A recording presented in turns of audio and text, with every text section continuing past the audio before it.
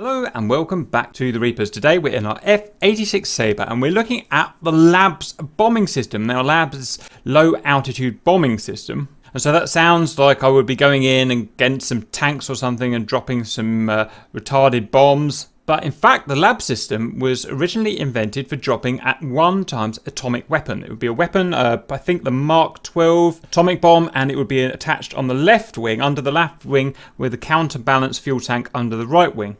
Going from memory, the bomb was approximately 1,000 pounds in weight and had a yield of roughly about the Hiroshima-Nagasaki range. So at first glance, using a low altitude bombing technique sounds really weird for dropping an atomic bomb, because the whole idea is you want to get the dropping aircraft here out of the blast area. And so it would seem more prudent to come in from 30 or 40,000 feet, just drop it and then zoom straight up or straight out. But the problem is, at this time in the early 50s, the first generation of SAMs were available to the Russians. We're talking SA-1, possibly the SA-2. So high altitude bombing just wasn't possible. So the only method they could think of was the Labs, the low altitude bombing, and it's a method of toss bombing very similar to the one of the MiG-21 that we have in game. So we'll first look at the Labs controls in here, then we'll go back to the flight manual and go through the procedure, and then we'll go and try it on for size. So our Labs control panel here, we have our gyro. We have a separate gyro in the fuselage, different from the gun sight gyro, and this is to drive the Labs system, which is a gyro based system. We have the ability to turn the Labs system on and off.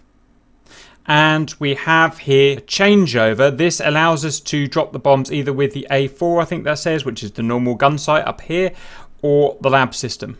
We have the Labs gyro meter here. So this is telling us what roll in degrees we've got as we're going up into our ascent to drop the bomb. And here is our elevation in degrees. So when we're dropping the bomb, we're doing the maneuver to drop the bomb, we're going to be looking at just two instruments. We're not going to be looking outside. We're going to be looking at our accelerometer here, and we're going to be looking at this meter here, and in particularly the roll needle deviation here. And as well as that, just our usual ability to arm the bombs, which is going to be our demolition bombs here.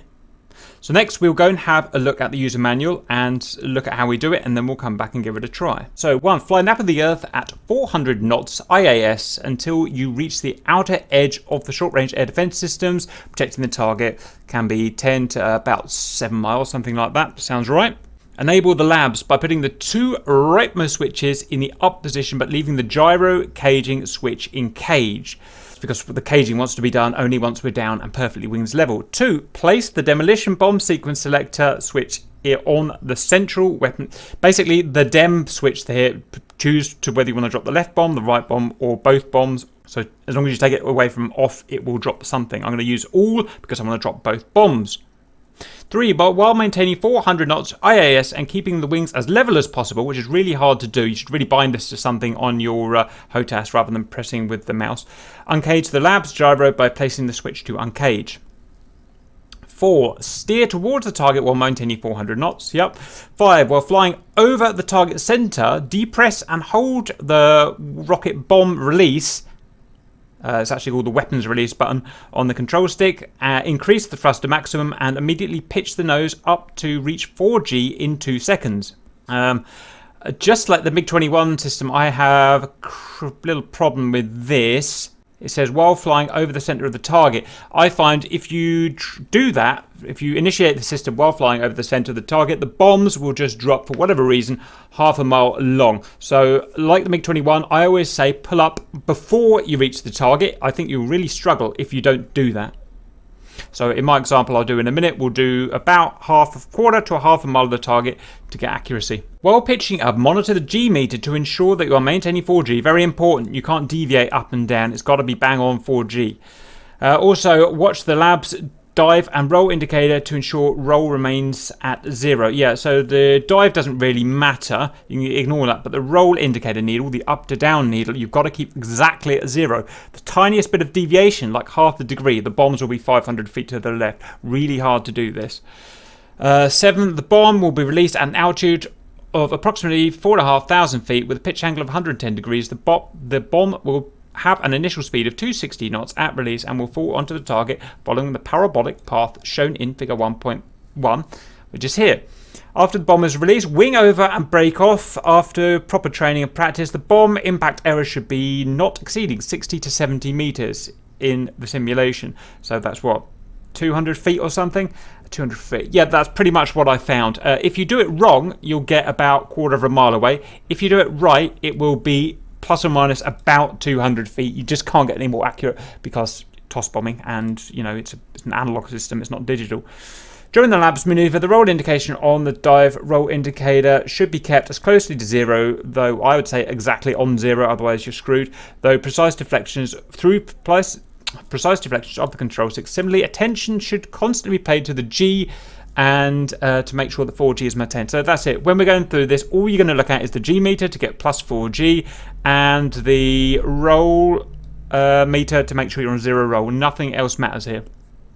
And as you can see, you come in on the deck real super low, lower than it shows here. It shows pulling up at the target. Again, I showed pulling up here about 2,000 feet away from the target. If you want to get accuracy, that's just how I've found it works. I don't know why, maybe for doing something wrong, I don't know. Pull up exactly 4G, exactly no roll. They will release automatically at 110 degrees, wing over, and then you're out of there. Right, so that's that. Let's go and try it with a couple of conventional bombs, whatever I can get on the plane, and we'll see how it goes. Okay, so let's get on with it. So on the bombs, right click on them bombs, start the lab system up, turn the aiming system to labs, rheostat some light in here, nose down, find the target. Target ahead of us is unrealistically close because we just want a short quick video, so down to the deck, up to 400 knots, maintain 400 knots when we're there, at the deck. Out. Once to 400 knots, we're going to trim neutral in terms of elevation and roll. So let's just get that done. Trimming now. This feels pretty neutral. Once we're perfectly level in roll, we're going to uncage our system. Our system is now caged. Our roll meter will now roll left and right, like so. We're going to get to, just checking our speed, going to get to about a quarter of a mile before.